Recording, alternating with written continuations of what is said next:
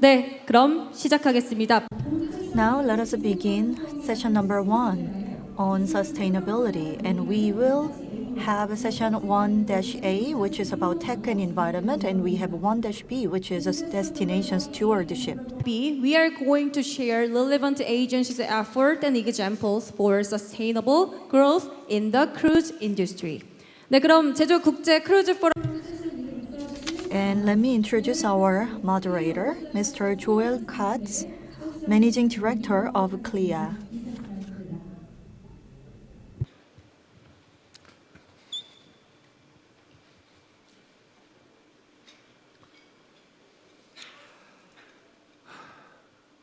네, 여러분 박수 한 번만 부탁드립니다. Please give our moderator a big hand.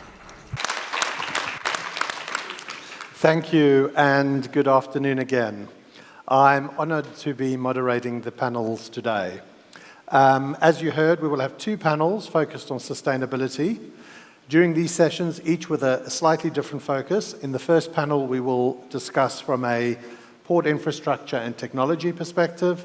And in the second panel, we'll focus on the important work that the cruise lines and destinations are undertaking and the importance of destination stewardship. But before I introduce the panelists, let me build on my earlier presentation and delve a little deeper into the work that the cruise industry is doing to chart the course to sustainable growth. As we heard earlier, this is the single greatest challenge facing our industry over the longer term. So I want to expand on what the industry is doing and what we've already achieved. These and other factors create an extremely positive outlook for cruising and a rich environment in which Asian countries will pursue their cruise development ambitions. By creating alignment on key factors like infrastructure upgrades, rationalization of port charges and fees, priority berthing for cruise ships, and streamlining of electronic visa requirements, we can see a vision for cruising growth in Asia that is based on constructive policy and an improved operating environment for cruise lines. But sustainability will be an increasingly important part of any destination's cruise development plan. The challenge now is not only to attract and foster the cruise operations of today, but to plan for and to supply the needs of those low-emission ships of tomorrow. As we heard, the cruise sector has set out to be a global leader in sustainability and has been taking concrete steps to fulfill its ambitions. Our vision is not only to be a leader when it comes to cruising, but also a leader within the wider maritime industry and a major contributor to the efforts that will allow for the decarbonization of shipping worldwide. Around the world, cruise lines are making enormous investments in the decarbonization of cruising. They're investing in the future, but also demonstrating real advances today. 2023 will deliver the youngest, cleanest, and most technologically advanced fleet that has ever sailed. The 14 new-build ships that I mentioned earlier that are launching this year will each bring with them greater efficiencies, lower emissions, advances in design and propulsion, and sophisticated technologies that optimize energy use, bring significant emission reductions, and lower the average age of the global fleet. Each new class of ship that is launched is around 20% more efficient than the last. Our members' commitment to pursue net zero carbon cruising globally by 2050 is a clear and strong goal, which will build on progress already underway and translate directly into investment in the technological solutions needed to achieve more. So we're pleased to see increasing levels of partnerships with ports and governments in areas where our ships sail. Through our latest commitment and the efforts of those ports and governments, we look forward to further growth and further progress like this in the near future. Innovation and engineering are at the heart of the industry's vision for net zero carbon cruising, and so this is where we are seeing investment in new technologies and alternative marine fuels. New generations of fuels are already on the horizon, and as we mentioned earlier, these include advanced biofuels, biomethanol, synthetic e-fuels, and other joint ventures are exploring hybrid solutions, including new generations of fuel cell technology, which can cut carbon emissions further, lithium-ion battery storage systems. In fact, more than 15% of cruise ships to be delivered in the next 5 years will be equipped to incorporate fuel cells or batteries. But despite the progress being made, we still need others to join us. Worldwide, we need governments to support research efforts and to help accelerate the development of these technologies so that they are safe, viable, and available. Earlier, I gave examples of the advancement of shoreside electricity. Right now, 40% of global cruise capacity can operate on shoreside electricity in ports where it is available, and the number of ships fitted with shoreside systems will more than double by 2028. But on the other side of the equation, less than 2% of the world's ports have onshore power available. So we need this number to grow significantly. Within Asia, there are ports in China and South Korea, and later we will hear about Sydney's project that are already setting an example. We are seeing some action on this front. In addition to the existing 29 ports with shoreside electricity, there are 8 more funded and 19 more in the planning phase. And in Europe, the EU goal is to have full shore power coverage or zero-emission solutions by 2035. So we need governments and policymakers to help ensure the right infrastructure is developed on land and to encourage the investment and the innovation needed to deploy those sustainable marine fuels at scale. And of course, this is not just an issue for cruising, but as I said before, the wider shipping sector globally. Cruise lines already excel in their focus and investment in advanced onboard technologies, particularly around reducing waste, recycling, and implementing circular economy principles. Cruise lines are already leaders in reducing waste, cutting single-use plastics, and instigating complex recycling systems. Some cruise operators can already repurpose up to 100% of waste generated on board by removing, reusing, recycling, and converting waste to energy. Advanced wastewater treatment systems have become one of our industry's leading standards among measures to protect our marine environment, with around 80% of clear ocean-going fleet capacity currently served by advanced wastewater treatment systems. And looking forward, 100% of new ships on order are specified to have advanced wastewater treatment systems. And as new ships are introduced, we are seeing further advances. We know that cruise tourism is managed tourism. Because cruise tourism is planned well in advance, it provides incredible opportunity to work with communities to ensure local benefits are maximised. Alongside CLIA's maritime policies covering operations at sea, our industry is working with communities on shore to promote sustainable tourism practices and provide models for tourism management that provide benefits well beyond our own sector, aligned with the United Nations World Tourism Organization's definition of sustainable tourism. This includes respecting the environment in the community that ships visit, respecting the quality of life and the culture and natural heritage of those communities, contributing to the economic well-being of host communities and protecting public health, and supporting rewarding work opportunities for our diverse community of workers.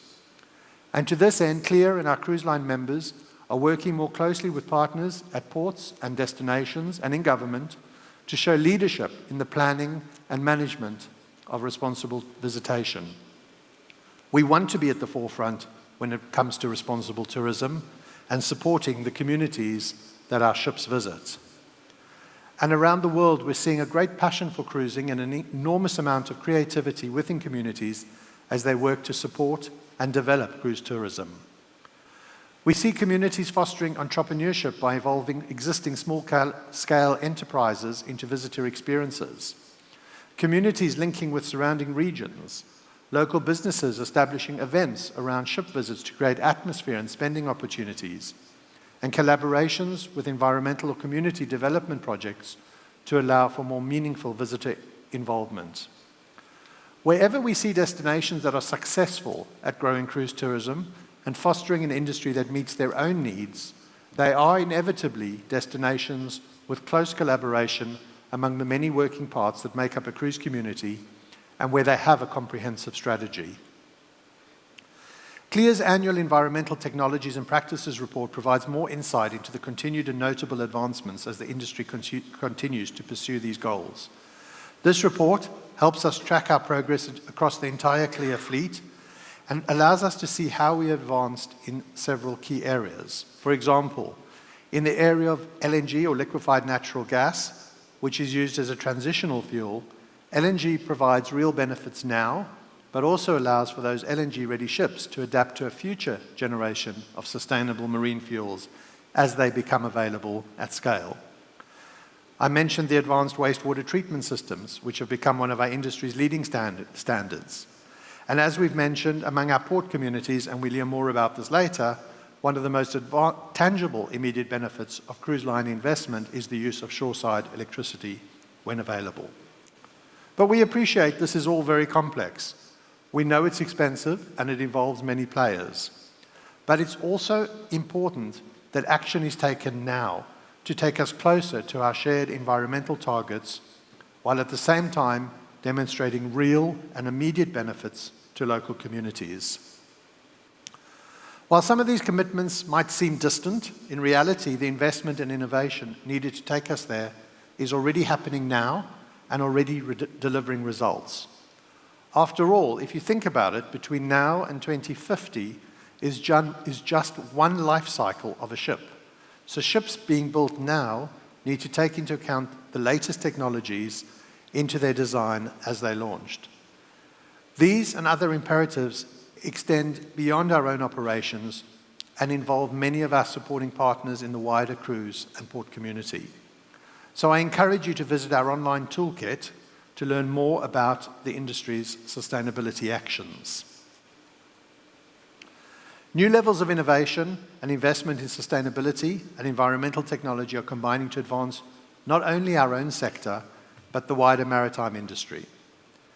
As an industry, the cruise sector is focused on that clear vision for the future, one that is prosperous, productive, sustainable, and able to deliver positive results as it connects communities around the world. It's an industry that's very aware of the power of partnerships, and one which looks forward to expanding and strengthening our partnerships here in Asia. Now it's time for me to introduce our first two panelists for today. We have with us Philip Holliday, the CEO of the Port Authority of New South Wales, and Moon Gunfeel, Researcher General Manager at the Korean Registry. Phil is a qualified master mariner and has spent his entire career in the shipping and ports industry. He's a director of Ports Australia, Australia's peak body representing the port sector, and he's also current chair of the Australian Cruise Association. Mr. Moon is Alternative Fuel Technology Research Team General Manager at the Korean Register. He's been employed successively as visiting scholar, Argonne National Laboratory, and researcher, CATRI, Korea Transport Safety Authority, before his involvement at the Korean Registry. So before we move into the discussion, I'm going to invite Phil up to give us a short update on the Port Authority of New South Wales Shore Project. Phil. Sure.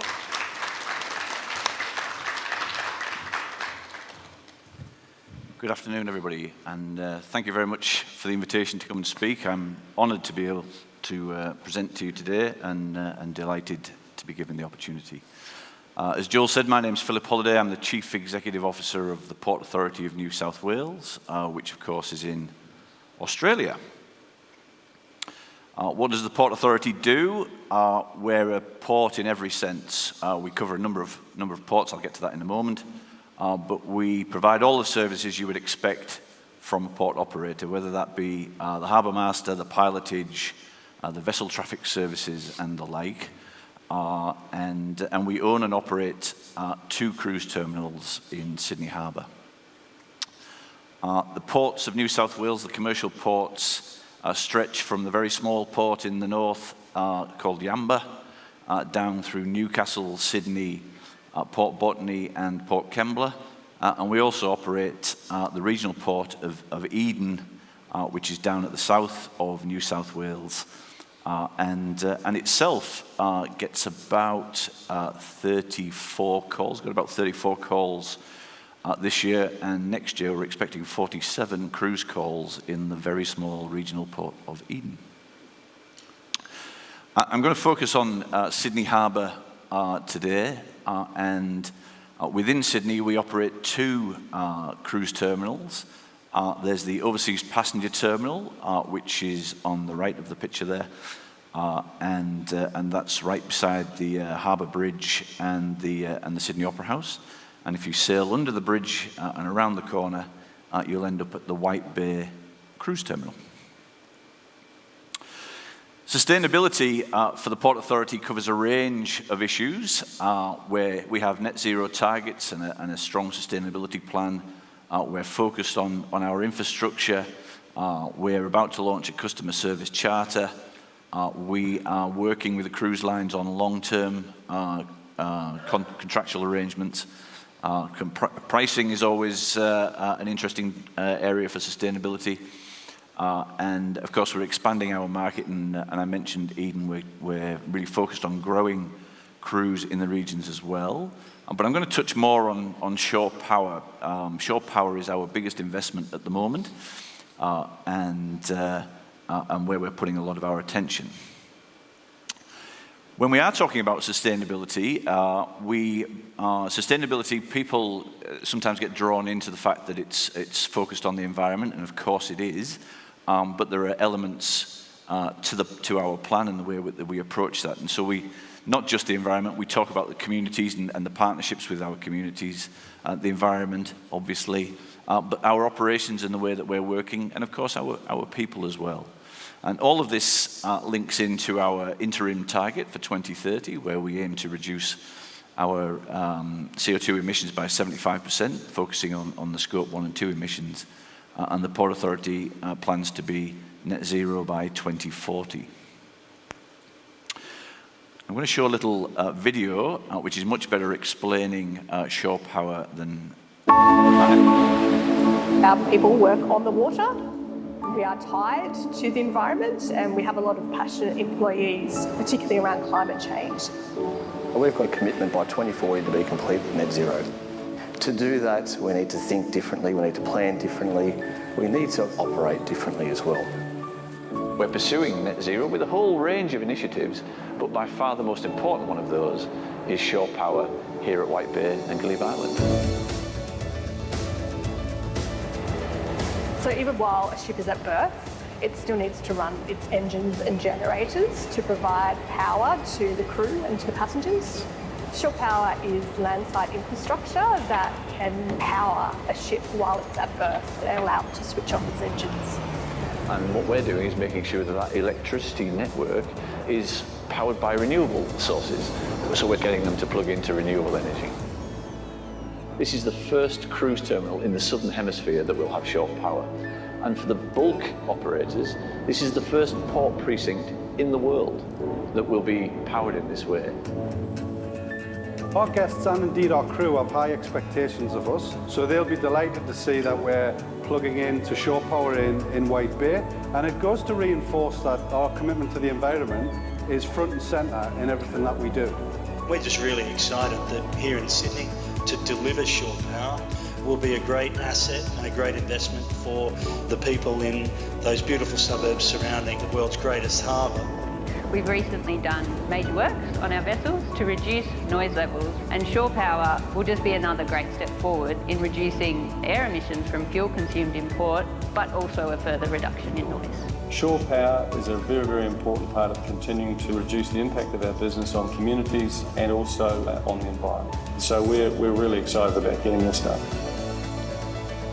This project will prevent 14,000 tonnes of CO2 emissions every year. So that's the equivalent of keeping 4,000 passenger vehicles off the roads every year. Safely moving ships in and out of harbours, that's what we do. A huge part of that is premised on looking after the environment. And that's why shore power is really important to us, and I'm really pleased to be on that journey.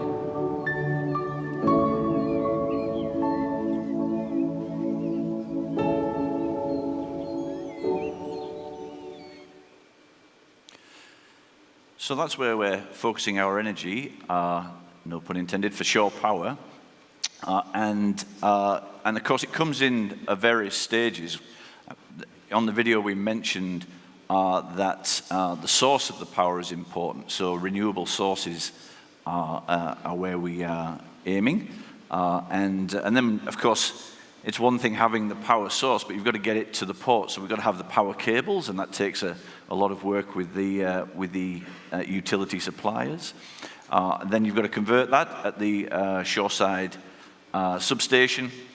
You've got to then find a method of plugging that into the ship on the berths. And of course, the ships have got to be able to receive the shore power. And at the moment, in White Bay, around about 50% of the ships that operate there, calling there, can receive shore power. But as Joel has said, that figure is increasing all the time. And there is a commitment from Clear that ships will be able to use shore power as it exists in 2035. And so we'll be well placed to support that. And the benefits, of course, of shore power, the benefits are global, they're regional and they're local. And the community around the ports in which we operate are very keen to see us develop this infrastructure. And that will help us in the sustainability of carrying on in business. It's important for all businesses, I think, to take these kind of steps now and to move forward. And that's all I wanted to say for now, and we'll go back to the panel. Thank you very much. Thank you, Phil. So, Mr. Moon, do you want to briefly introduce the Korean register to us, and tell us about its involvement in the cruise sector? 예, 안녕하십니까? Good afternoon. My name is Gunfeel from Korean Register. The Korean Register is dealing with rules and international agreements, and we try to protect property and lives by dealing with approval of vessel drawings, technical review, and vessel survey. In addition, to protect the maritime environment, not only the cruise industry, but also for the shipping industry in general. We work with carriers, governments, and other industry stakeholders to decarbonize the industry. And let me give you one example. To deliver information in a swift manner to the stakeholders in the industry, we provide newsletters and promotional videos. And for vessels powered by ammonia, we analyze such development and publish them.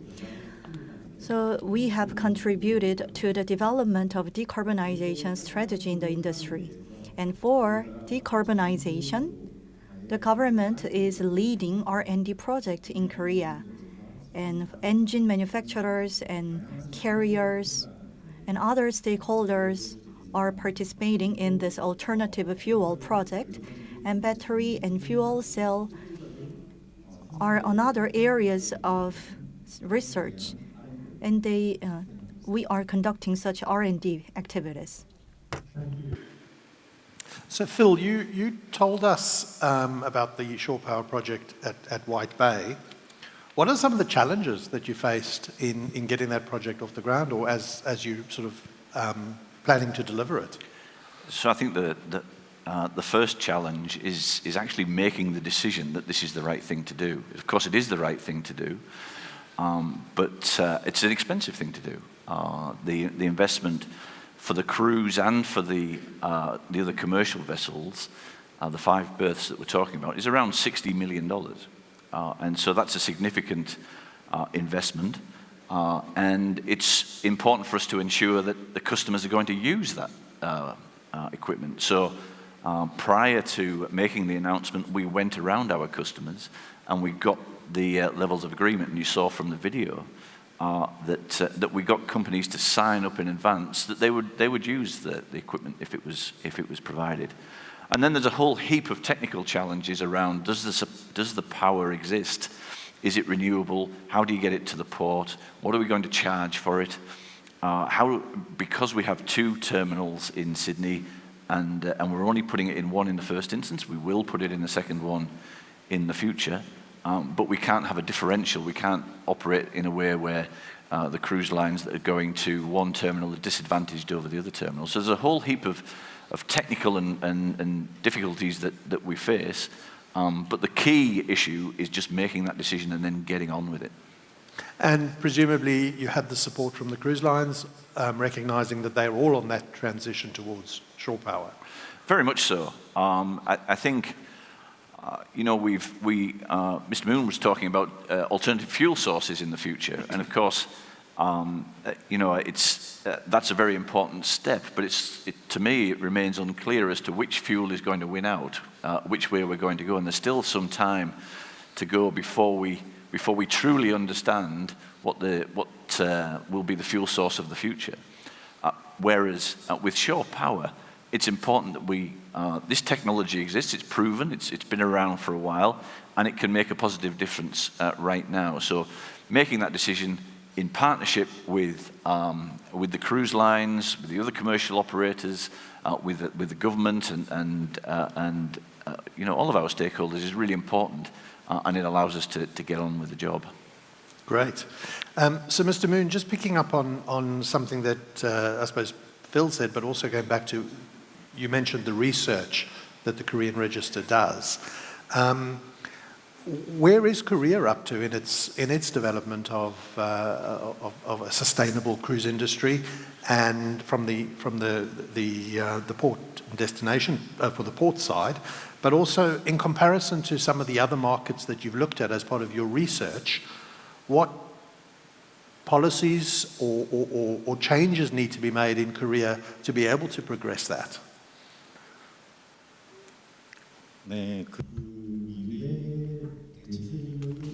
So in case of alternative fuel itself, so those fuel will be diversified than current level. Methanol, ammonia, and hydrogen are the alternative fuels candidates for net zero emission. So we will utilize those energy sources. And based on engine manufacturers, we are developing vessels powered by this alternative fuel and powered by fuel cell and battery as well. So we are actively researching these fields. And for this eco-friendly alternative fuel, no matter how advanced our system is, we need the facility for anchoring at every port. So if we cannot supply such alternative fuel properly, we cannot utilize the facility fully. So compared to advanced countries, Korea lacks the infrastructure for alternative fuel. However, if we import green hydrogen, and based on that, if we can use ammonia and other types of alternative fuel, can be manufactured in Korea. So in that case, the fuel manufacturers in Korea could also benefit from such progress because our market will be competitive as well. And if those vessels enter the Korean ports, we need a legal basis for safe anchorage. So in case of vessels powered by ammonia, ammonia could be toxic. So at the port, we need to carefully handle such vessels based on the legal system. So we need a legal foundation for that. So this is not confined to the maritime industry. So this could be applicable to all the fuel manufacturers and the governments and port authorities. So we have to work all together to achieve decarbonization for the maritime industry as a whole. I think a follow-up question maybe for both of you is, how do you know what to prioritize? I mean, as we've heard earlier, the cruise lines are trialing all different types of fuel. You've mentioned ammonia, you've mentioned hydrogen, you've mentioned methanol. So there are different cruise lines trialing different fuels. There's a lot of research going into hybrid. There's a lot of research going into batteries. The engine manufacturers are working on this. The shipyards are working on this. So as a port authority or as a register, how do you know where to put your focus and to prioritize? Phil, did you want to go first? Yeah, look, it's very difficult, Joel. There are a lot of options out there at the moment, and no real, I don't believe, no clear winner in that at the moment. And it's very difficult to imagine a port having an infrastructure in the future that caters for all of these options. And so that really is one of the reasons that we dived into the shore power piece, because whatever the option of the fuel source for the ship when it's at sea, providing that renewable energy while it's alongside is something that we can do and we can deliver now, and that will give us greater certainty as we go forward. Because at this point in time, a lot of really good work is being done, a lot of really good research is being done, but whenever I get the opportunity, I'm always asking people, where is this going to go? What is the fuel source of the future? And I think it still remains quite unclear. Thank you. Mr. Moon, from your perspective? 예. First of all, the IMO is targeting 2050 for net zero. So in this regard, greenhouse gas regulation will be strengthened accordingly. In that case, not only the cruise industry, but also the maritime industry in general should utilize alternative fuel. For example, the carrier called Maersk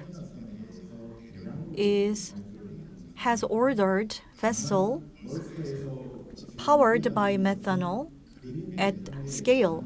However, the supply of green methanol is a concern for them. So by 2040, we are expecting a lack of green methanol by 800 million tons. So even though we have such vessels in place, we need a reliable supply of green fuel. In that case, we have to provide benefits and incentives to the fuel manufacturers. Or we can provide a fixed demand for fuel manufacturers. So, but if there is uncertainty over demand, or if there is uncertainty over regulation, those fuel manufacturers will be reluctant to produce green fuels. And we have to think about the competition with other players in the industry. So we have to provide incentive and benefit to the first mover in fuel manufacturing. And we have to give benefits to the fuel manufacturer and fuel user at the same time to achieve the full level of decarbonization. That's a very good point. It's not something that either the cruise or the commercial maritime sector is going to be able to do in isolation. It really is going to need that partnership with government for those incentives and the structures to be put in place to encourage the development of those fuels at scale. You know, we already see in Australia where airlines are flying into Australia with sustainable aviation fuel, but at this stage aren't able to fly out because it's just not available. Mm-hmm. So that is definitely going to be something where it's going to require government intervention to create that environment for the fuels to be developed. Phil, you obviously laid out the Port Authority's ambition around sustainability. How do you actually measure that what you're doing is successful and that you are delivering what you promised? Look, it's really important to get the baseline out there of what are the where are we at now, so that we can measure the improvements as we go along. So we've put a lot of work into understanding what our own Scope 1 and Scope 2 emissions are.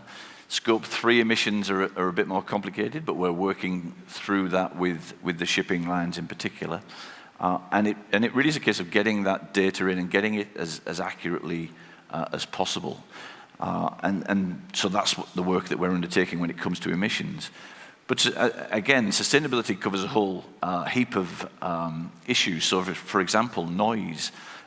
With our cruise terminals, with the White Bay Cruise Terminal in particular, we're very close to residential areas, and noise is a concern for them.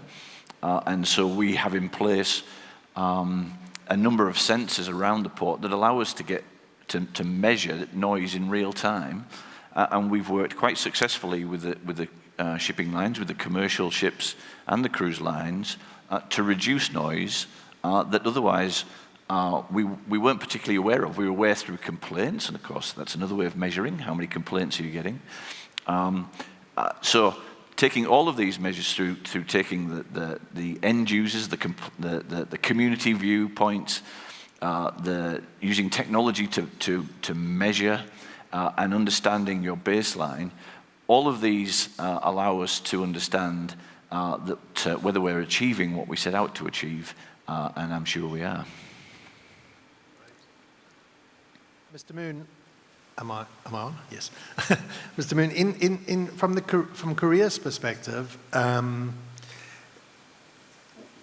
we heard from Phil how they measure, or they're planning to measure the success against a baseline. You're sort of approaching it from a research perspective. Do you look at what other countries are doing, what other best practices in other parts of the world, as you develop your plans and policies?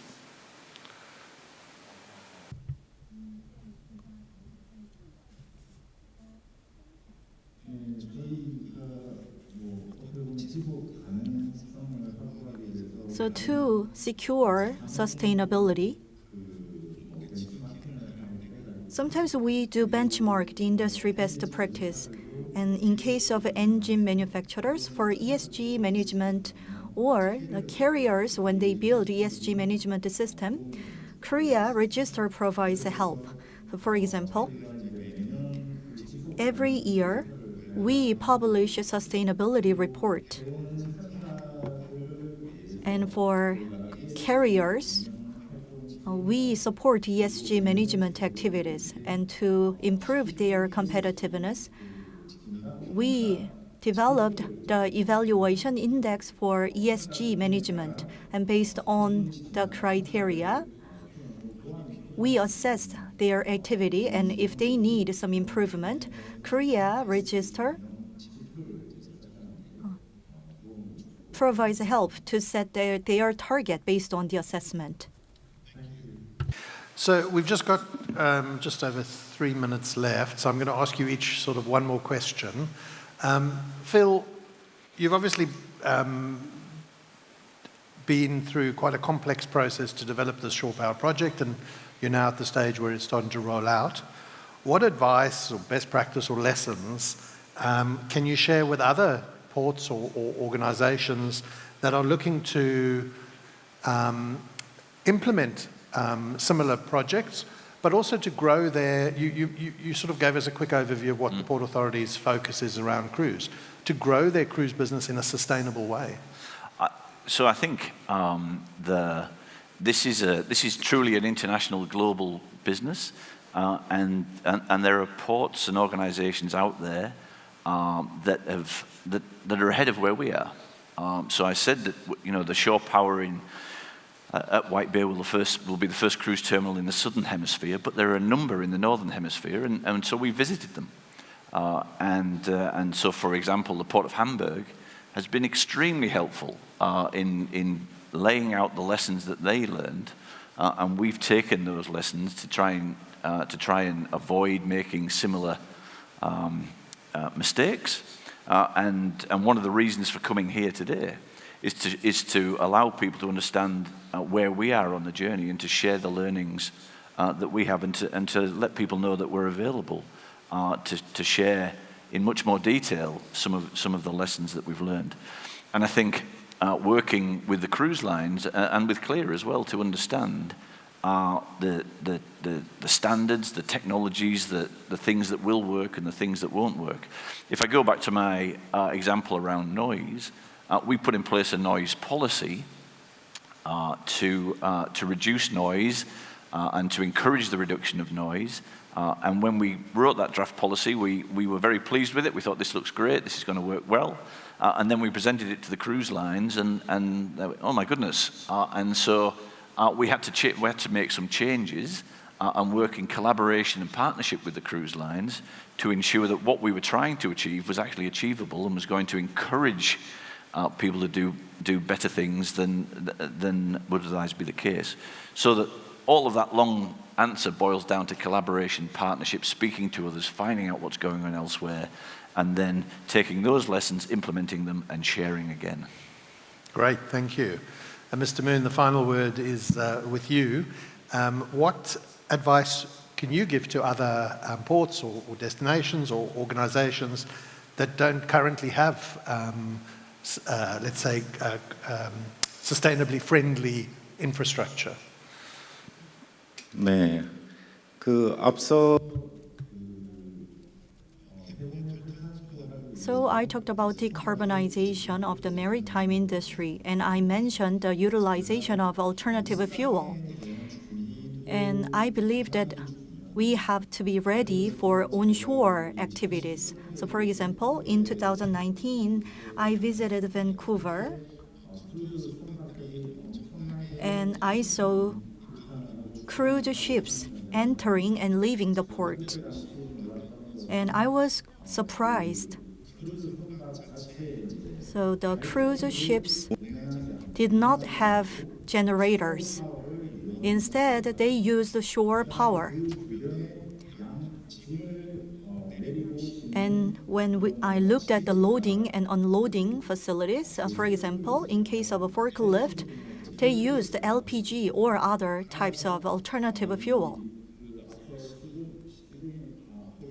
So it was mentioned in the example of Sydney, Australia. So for example, in case of Jeju Island, if we apply the shore charging system, it could bring about great benefits, because Jeju is equipped with the infrastructure for new renewable energies already. So not only for the carriers, but also we can achieve decarbonization for other players operating onshore. And I believe that we have to expedite the establishment of the proper infrastructure for that. Thank you very much, Mr. Moon and Phil. I think the underlying message that comes out of this first session is really that there is still a considerable challenge ahead. There's a lot of work that needs to be done. There's the work by the ports themselves. There's the research that is underpinning the work that the ports, the destinations, the cruise lines are doing. But I think that what we're also seeing is that it's all about the collaboration and the cooperation and working together to achieve the right outcomes. So thank you very much, Mr. Moon. Thank you very much, Phil. And that concludes session 1A. And we will now ask session 1B. I'll hand over back to the MC and we'll introduce session 1B. Okay, as he stated, the session number 1A has been done. Please give Philip Holliday and Gunfeel Moon a big round of applause.